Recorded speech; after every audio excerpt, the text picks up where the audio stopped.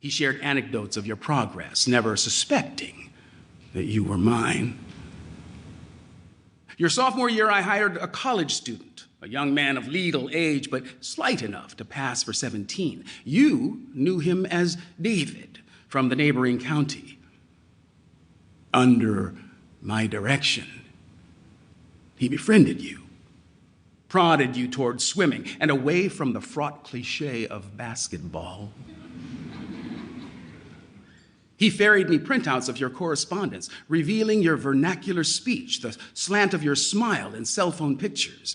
Hearing this now, you might feel manipulated, violated even, but I am almost certain that my determination to shape and groom, my attempts and failures to protect aren't terribly different from those of any other parent.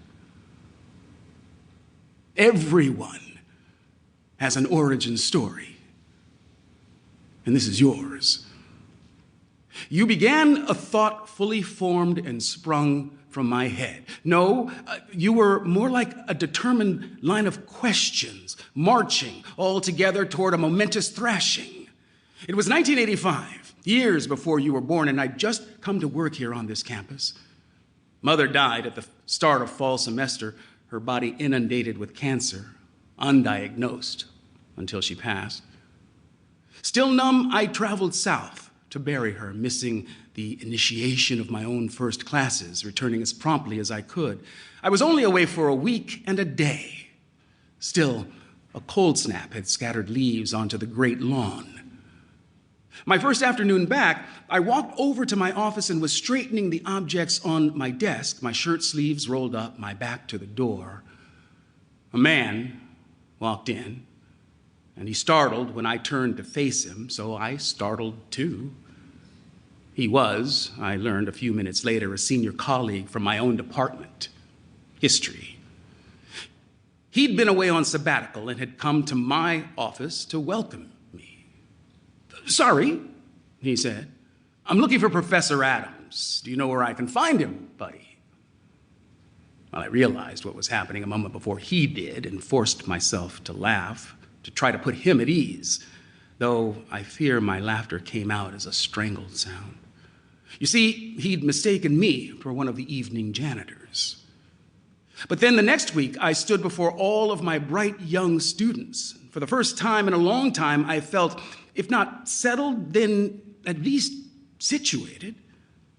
Soon afterward, in a morning seminar, I remember feeling hopeful as I collected an early set of in-class writings, our topic 19th century thinkers. I discovered a hand-drawn cartoon among the shuffle, no name in the corner, passed in on purpose or by accident, it was hard to tell which. It was nothing, really, just a single frame of itchy graphite titled Irony. Within its borders, a history professor leaned over a lectern looking quite like me, same jacket, same bow tie, except with something primitive about his face. A thought bubble hovered over the room of students. Darwin taught to men by an ape.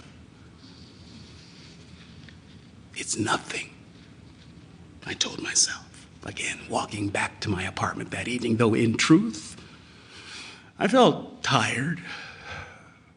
What does it matter?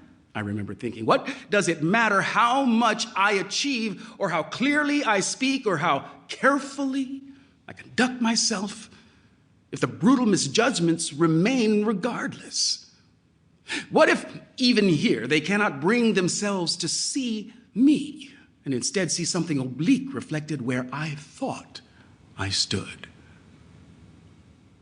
Mother always told me, work hard, Cornelius, work twice as hard and you can have something.